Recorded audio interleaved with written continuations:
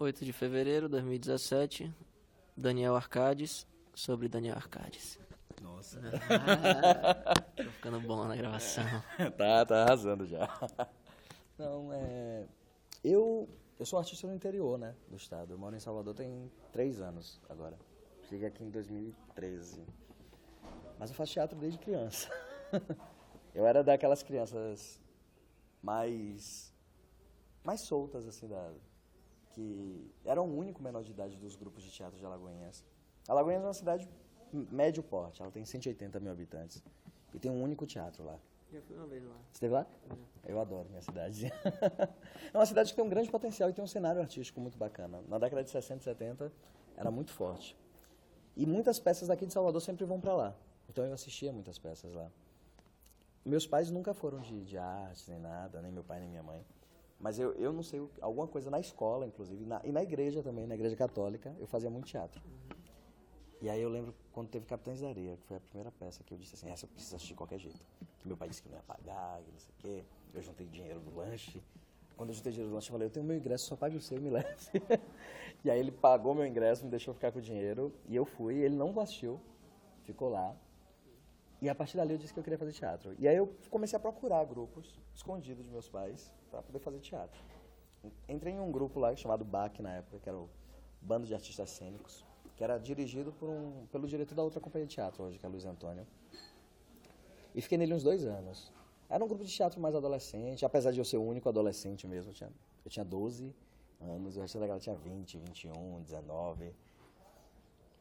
Mas era um grupo muito meio malhação de Salvador, de Alagoinhas. Então, a gente fazia peças mais pro público das escolas de classe média, não sei o que, blá, blá, blá. Existia o Nata, que é o grupo que eu faço parte hoje. Sempre foi um grupo voltado para a questão do discurso negro, voltado para outro tipo de trabalho, que era um grupo já respeitado na cidade. E aí o Nata, em 2005, me chamou para substituir um ator do grupo deles numa temporada que eles iam fazer aqui em Salvador. 2005, isso mesmo. Eu topei. Isso eu já fazia teatro com um monte de gente. Era meio chamado de a puta do teatro de Alagoinhas. Rodava. Queria fazer com todo mundo, porque eu não tinha como estudar teatro aqui em Salvador, que eu não tinha como vir pra cá estudar. Então eu achava que eu ia aprender fazendo com essa galera. E aí, eles me chamaram para substituir esse ator. Esse ator foi trabalhar numa cervejaria lá na cidade. Porque tem isso também. Alagoinhas, os artistas, eles duram até certa idade. Depois eles acham que eles têm que procurar um emprego para poder sustentar e pronto. O Nata era o único grupo que tinham pessoas com mais de 30 anos. Era o único grupo de pessoas que se dedicavam mesmo ao teatro, mesmo tendo uma função dupla, que as pessoas, para sobreviver, quase sempre têm. E aí eu entrei para substituir, só que esse cara não voltou. Quando ele não voltou, o grupo me convidou para entrar no grupo mesmo, para ficar. E eu passei 2 anos nos 2 grupos. Enfim, o outro grupo acabou se desfazendo, não sei o quê, e eu fiquei no Nata. E eu acho que o Nata foi o lugar que me deu essa formação de artista, de pensamento crítico, de postura, de tudo. Eu também devo um pouco à minha escola. Apesar de ter estudado em colégio de freira, eu encontrei com professores maravilhosos, principalmente de história e de literatura. Meu professor de literatura era gay, no colégio de freira. Foi um cara que me incentivou muito, foi um cara que conseguiu uma bolsa de francês pra mim. Eu estudei 5 anos francês numa escola, consegui uma bolsa de inglês, porque ele era professor da escola de línguas e queria investir em mim. Meus professores de história sempre me encheram de livros, dizendo assim, isso aqui é fora da escola, leia que você vai curtir. Então eu tinha uma formação para além do que eles davam na sala de aula. Isso eu acho que me ajudou, não sei se eles viam algum potencial, alguma coisa. E o Nata acabou me levando para esse lugar, que é o debate sobre negritude, debate sobre questões raciais. O grupo não tinha onde se encontrar. E era um grupo, a gente tinha pouquíssimo dinheiro. E o Nata tem uma família dentro, que é Fernanda e Fabiola, ou seja, um grande número de integrantes lá. E aí pelo fato disso, a gente decidiu ensaiar na casa deles. A casa deles tem uma casa e no fundo é um terreiro de candomblé, e a mãe deles é a mãe de santo. E a gente ensaiava nesse terreiro. Isso, de certa maneira, conduziu a gente a querer falar sobre o lugar onde a gente estava. Porque a gente vivia com a comunidade de axé, então. A gente estava ensaiando, mas sempre tinha alguém fazendo uma comida para um santo, sempre tinha alguém passeando, sempre tinha alguém que estava lá de resguardo e ficava os dias no terreiro com a gente. Então isso me levou um pouco, eu acho que é o caminho. Foi uma questão de vivência, não dá para perceber em que momento eu despertei para falar sobre isso. Isso conduziu a minha vida. Então, eu entrei no Nata, eu tinha 15 anos. A minha adolescência foi toda, em vez de ir para as festas, eu ia para o terreiro ensaiar. Mas eu ia muito para a festa também, eu era muito festeiro. E aí o grupo, 2006, Fernanda, que é a diretora, passa na faculdade de teatro para Salvador e vem para cá. A gente continua fazendo teatro em Alagoinhas. O Nata meio que se dispersa um pouco, a gente começa a fazer teatro com outras pessoas, com algumas pessoas que chegaram lá, com o público da universidade. Mas em 2008 a gente resolve se juntar de novo para montar uma peça chamada Xireobá. Foi a primeira vez que a gente ficou em cartaz em Salvador e a primeira vez que a gente passou em um edital público. Isso também eu acho que foi um lugar muito forte. Foi a primeira vez que a gente ganhou dinheiro com teatro. Mesmo sendo com financiamento público, isso muda muito. É um grupo do interior, sempre pagou, ensaiou 4 meses para ficar um final de semana em cartaz. E isso mudou muita coisa. Então, a gente montou uma peça no edital de 30 mil, que hoje a gente sabe que não sabe como a gente montou aquela peça. A gente chamou uma equipe mega daqui de Salvador, convidou e a galera topou, foi muito louco. O Jarbas Bittencourt, Marilza Oliveira, alguns músicos, para passarem as férias em Alagoinhas, morarem lá e montar essa peça com a gente. E aí, então, a peça ganhou uma qualidade técnica muito grande. Então, o que era potência em Alagoinhas virou uma realidade com esse espetáculo. E aí o Xireobá meio que me apresentou e apresentou o grupo para Salvador. A gente foi indicado ao Prêmio Braskem, Revelação, Melhor Espetáculo e Melhor Direção Musical, por Jarbas Bittencourt. E a Melhor Direção Musical ganhou, na categoria especial, inclusive. E aí o Xireobá, a gente já fez mais de 200 apresentações de Xirê, ficou 5 anos em cartaz. E aí isso levou o grupo a querer se profissionalizar. Então, quando eu fiz 18 anos, 17 anos que eu entrei na faculdade, eu entrei em letras em Alagoinhas. Porque eu já tinha um grande interesse em escrever. E o grupo o tempo inteiro me motivava. Daniel escrevia cenas e outras coisas. E aí quando eu entrei em letras, isso se tornou meio que realidade. Eu comecei a escrever para grupos em Alagoinhas, comecei a escrever para o meu grupo. E a gente sempre teve essa bimunicipalidade. Então, é um grupo que hoje vive na capital e vive no interior. Vive na capital e no interior. Os integrantes estão todos divididos nisso. Tem gente que hoje está em Alagoinhas trabalhando lá, e a gente está aqui em Salvador hoje porque está em cartaz lá com Natas em Solos. Então, é um grupo que sempre fez isso. Mas em 2013, a gente conseguiu passar no edital, que foi o núcleo do Teatro Castro Alves, que é um dos editais mais importantes da Bahia. E era a primeira vez que um grupo de teatro entrava nesse edital, que sempre foi elenco e diretor. E aí a gente se apresentou mesmo para a grande classe de teatro de Salvador. E entrou mesmo, e virou realidade no Teatro Baiano. O espetáculo chama Exu, A Boca do Universo. Esse que foi o Exu. Ele estreou no Teatro Castro Alves, e aí a gente foi convidado para fazer todos os festivais aqui da Bahia. O Sesc assistiu e chamou a gente para fazer um projeto chamado Palco Giratório, que foi um projeto que levou o espetáculo para o Brasil inteiro. E aí a gente teve que pedir demissão de emprego. Foi um dos melhores anos, um dos mais loucos da minha vida. Eu sempre trabalhei como professor de português. Eu era professor de português terças e quartas, os outros dias do teatro. Escola? De escola. Escola de ensino básico. Escola de freira também. Engraçado. Pezinho na origem. Sempre colégio de freira. Aí eu era professor de português e o grupo todo falou, não, a gente vai aproveitar esse ano, pediu demissão. Foi um dos momentos mais tensos, assim, lá na minha casa. Meu filho, isso é uma decisão muito séria, assim, carteira assinada, não sei o quê, vai largar tudo mesmo? Mãe, desculpa, mas pensa comigo, quando é que eu vou conhecer o Acre na minha vida? Rondônia. Não sei, tipo, é como se você montasse todo o repertório para chegar no momento. Exato, e não fosse. E aí foi um momento muito importante pro grupo, porque a gente disse assim, agora a gente vai ter um alcance grande. E foi muito legal porque a gente não sabia do alcance que o grupo tinha. A gente chegava na cidade e as pessoas diziam, a gente tá maluco esperando vocês, a gente tá louco que vocês venham. O fato do Facebook, do grupo estar ali, a gente tem uns 10 mil seguidores só. Mas o Brasil todo conhecia a gente. E a gente não sabia disso. São Paulo, a gente vai agora para São Paulo, os ingressos esgotaram em menos de 24 horas. Isso deixa a gente muito feliz, né? E é muito engraçado, tem muito público fora da Bahia. Na Bahia a gente não tem muito, não. Assim, né? Foi, a gente ficou besta. A gente ficou, porra, que massa. E assim, o Sesc dá um aparato bacana. Tipo, diz assim, vou te dar dignidade por um ano. E aí a gente viajou, ficou nos melhores hotéis, essas coisas todas. Um ano de vida dizendo assim, aproveita que é só um ano, que depois você volta pra sua favela. Querendo continuar lá, né? Que depois você continua. A gente o tempo todo falava isso, brincando até. Mas isso fez com que o grupo pudesse, durante um ano, viver de teatro. Isso me motivou a querer continuar com isso. Então, eu acho que 2015 foi um ano... 2015 foi agora, né? Mas foi um ano muito decisivo para mim. Que aí eu disse assim, eu vou tentar continuar assim, só com teatro, sobrevivendo disso. E aí eu comecei a escrever de uma forma... Mais Isso. pungente. Porque eu precisava, não era um trabalho que eu fazia quando dava mais. Era Tipo, coisa de você se dedicar. eu tinha que fazer, total. E a minha dedicação era essa, para caminhar, para poder sobreviver, para poder trabalhar. Então, depois de Exu, eu disse assim, não, agora eu não posso mais ter essa duplicidade. Embora eu acho que eu vou voltar a ter agora, inclusive com essa crise toda. Tô voltando a dar aula devagarzinho.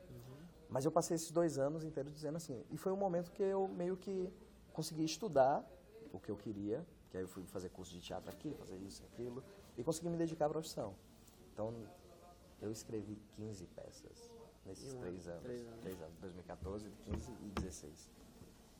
Foi o tempo do meu mestrado, que também tem isso. Eu acabei vivendo com a bolsa do mestrado, né? Eu disse que eu roubei a CAPES. Entreguei uma dissertação lá, mas na verdade ele financiou 15 peças. Bem utilizado, né? Foi? Bem Foi utilizado, eu falei. Esse- As peças tiveram um alcance muito maior que a dissertação. Esse é o coisa também. A gente tá escrevendo um negócio, aí você vem, faz, né? Porque tem gente que faz qualquer coisa, né? Tem gente que faz Eu, qualquer desde a coisa, né? faculdade, minha preocupação lá em direito, né? A pessoa se preocupa em fazer OAB, né? Sim. Porque precisa da OAB para trabalhar. Pra trabalhar. E a minha preocupação sempre foi fazer a monografia. A monografia, né? Falei que era fazer uma coisa que me orgulha, entendeu? Mas é bom. Porque a faculdade inteira você tá ali sendo submetido àquele sistema ali que você critica dia a dia. Exato. E no final vão te dar a oportunidade de fazer um trabalho só você, grande, Dar sua relativamente voz, né? grande. E o mais especial para mim, vão ter pessoas realmente, pelo menos teoricamente, ao menos é um pouco mais, pessoas que vão ler aquilo vão ler e aquilo. vão dar algum posicionamento. E não são 1 ou 3 pessoas. Exato. Aí eu falava, pô, eu quero fazer uma coisa legal. E aí a minha preocupação era essa. Aham. Mas às vezes você faz e quem vai ler aquilo, né? E Mas joga é na bom- gaveta, né? É bom você ter dito que vocês pesquisam através de artigos, né? Não, o grupo... O Nato é um grupo muito de pesquisa. Ele é um grupo muito louco, não é um grupo de treinamento diário. Geralmente os grupos de teatro, eles têm encontros periódicos, diariamente eles trabalham corpo, voz. A gente não consegue fazer isso por conta da dinâmica da vida da gente. E a gente entendeu isso. Teve uma época que a gente sofria muito com isso. Tipo, a gente não consegue se reunir para treinar, a gente não consegue Com se reunir. ansiedade, né? A gente não consegue fazer uma aula de voz periodicamente. Teve uma hora que a gente disse, vamos assumir que a gente não tem essa condição burguesa linda de dizer, vamos todas as manhãs estarmos alongados, bonitos. Não. Isso condiz, inclusive, com o que a gente fala nas nossas peças. Nós somos um grupo que tem que trabalhar de outro jeito para ganhar dinheiro, para continuar fazendo as peças que a gente faz. E dentro desse limite, eu acho que a gente alcança um produto bacana, mesmo com tudo isso. Mas Sim, você estava falando, eu te interrompi, do ano lá, tranquilo, foi. aí você voltou a... Foi. Aí esses 3 anos eu comecei a escrever muito, Assim, nas 15 peças. e os grupos começaram a me chamar. Então eu escrevi, eu não escrevia mais só pro Nata. Aí eu comecei a escrever pro Teatro da Queda, que eu acabei entrando no grupo também um tempo. E aí os espetáculos eles discutem muito gênero e sexualidade. Então tem Revelo, Cru, Rebola, que está indicado agora o melhor espetáculo no Braskem, que me deu a primeira indicação agora como melhor autor também. Então são espetáculos que discutem o ambiente do gênero, da sexualidade, que é um ambiente que me diz muito também, né? Quase todas as peças, apesar de serem para fora, para outras pessoas, sempre foram temáticas que muito me diziam. Muito. Então, esses espetáculos sobre sexualidade, por exemplo, são os espetáculos que talvez foram mais tranquilos de fazer devido à experiência, devido à vida, devido a quem me rodeia, devido a como eu estou inserido nisso. Então, tanto quanto negritude, quanto gênero e sexualidade são temas que sempre estão perto das minhas peças, sempre. Isso quer dizer que eu falo só sobre isso ou não? Tem o Major, A religiosidade, agora a eu... mercantilização da fé. Isso. Mexendo muito com... Tô querendo falar muito de política mesmo, falar muito de sujeitos que estão inseridos na política, querendo falar muito da história do nosso país, querendo falar... Tinha uma peça agora que a gente ia montar, que foi aprovada, mas a gente teve que devolver o dinheiro, porque a gente foram aprovados em 2 editais, que se chamava Revés, que era o Brasil sendo contado pelo viés de quem foi excluído de Portugal e chegou. Chegava a nave dos enjeitados aqui no Brasil. E eles contavam a história do Brasil de outro modelo. Então, essa formação brasileira, ela tem me interessado muito também. Então, eu estou cada vez mais querendo falar de outras coisas. A velhice é um tema agora que tem me tocado. Eu vou dirigir uma peça agora, que eu ainda não sei o nome, mas que vai estrear em agosto ou setembro, que são com 2 atores muito bacanas aqui, que é Hamilton Lima e Antônio Fábio. São 2 velhinhos chegando numa sauna, perguntando o que é que eles estão fazendo ali. E a peça vai nortear essas coisas de valores. Antônio Fábio, onde é que foi? Porque você acha que você começou a falar e não... Né? Antônio Fábio, a gente continuou, o Major estreou em agosto do ano passado. Ah, sim, foi do Major. Do Major. É, sim. Mas Mas aí vocês vão fazer o trabalho. A gente vai fazer o trabalho agora. A gente montou meio que um grupo, quase. Aham. E o Hamilton Lima fez o Rebola, que foi o espetáculo que estreou no Beco, que também tá rolando aí. E aí o Major ficou aqui em cartaz em agosto, setembro, outubro. Novembro a gente foi pra Brasília e Alagoinhas. A gente volta agora em março, vai assistir, lá no Sesc Pelourinho, O Rebola. o Major Oliveira. Ah, Major Oliveira. Março? Março, agora. Que dia? Quartas e quintas. Quartas e quintas de março. No Sesc Senac Pelourinho. Vai Vou, assistir. sim. Vou mandar pra você a divulgação Mande, depois. mande, por favor. Aí a gente volta agora em março. Fábio tá em São Paulo gravando um seriado do Celton Mello agora. Chama 13 Dias Longe do Sol. É um seriado pra Globo. Eu não vi nem o marketing ainda. Ele tá gravando, ele disse que vai ser pro segundo semestre. É bem legal. Eu devo conhecer esse Antônio de imagem, né? Acho que Antônio sim, Fábio. ele fez agora aquela Nada Será Como Antes. Fez o Rebu também. Deixa eu ver. E minha vida foi toda assim, trabalhando. Meio sem me perguntar muito por que estou aqui, como estou aqui, mas Fazendo sabendo também. que estou aqui, Então, todas as temáticas, todas as histórias que permeiam esse senhor aqui. Se eu chamar ele de senhor, ele tá fudido. Um cara familiar. Tem uma foto dele como major, tem aqui a foto dele de major. Que esse velhinho torturador. Diga, oi, meu velhinho torturador. Aqui são fotos da peça. Ele é daqui mesmo? Ele é daqui, passou muito tempo morando em Brasília. Então ele voltou pra Bahia tem uns 10 anos, mais ou menos. Aqui o Major Oliveira. Não conheço nem. É quase um serial killerzinho. Tem um cara meio de. Foi? Tem um cara, aquela uma afeição bem intensa. Assim. Ele é meu Dexterzinho, velho. É. Mas é isso, eu acho que o mundo acabou me formando o lugar onde eu tô. Então, tudo que eu falo, tudo que eu digo tem muito a ver com onde eu moro, como eu vivo, os espaços que eu permeio, que é muito teatro de grupo, muito de pesquisa de grupos. E aí depois eu acabei escrevendo. Escrevi pro Chá da Queda, escrevi pro Bando, Teatro Lodum, escrevi pra Companhia Aldeia, pro pessoal lá da Casa Preta, da Aldeia. Aí o pessoal do Toca me chamou pra escrever um trabalho depois, que ele escreveu no edital agora também. Tô escrevendo para um grupo de Alagoinhas. Um grupo novo? É um grupo novo de lá. Uma coisa que me deixa muito feliz. O fato do Nata ter saído pro Brasil fez com que a nossa cidade, mesmo com a realidade teatral muito pequena, ganhasse uma autoestima bacana. Um dia a gente pode fazer, pode sair coisa daqui. Pode sair coisas daqui e do próprio público. Toda vez que a gente vai pra lá, lota. Major foi pra lá, deu 400 pessoas. Aqui a gente conseguiu, numa temporada inteira, 150. Lá em um dia deu 400. Eu tô falando o tempo inteiro, eu vou fazer mais teatro no interior. As pessoas parecem que estão Você falou sedentas para o mais. Dudu, né? Eu vi isso falando. Foi. Falou pro Márcio, eu vi isso falando. Mais sedento, as pessoas estão com vontade de crescimento. Tem um empoderamento mesmo desse lugar de... A gente sempre quis dizer que cidade do interior não tinha nada, que a capital é incrível. E agora que a gente está aqui, a gente está percebendo o quanto lá é potente.